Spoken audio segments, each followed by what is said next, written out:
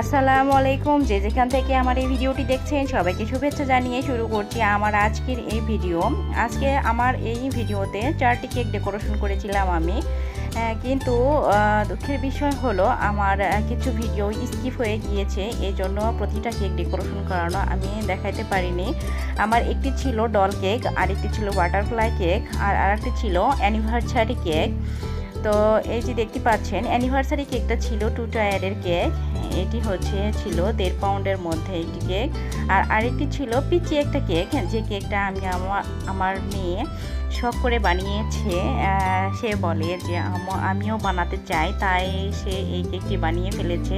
দেখতে পাচ্ছেন এই যে 4টি কেক ডেকোরেশন করতে গিয়ে আমার কিছু ভিডিও স্কিপ হয়ে গিয়েছে, আমি দেখাতে পারি নাই।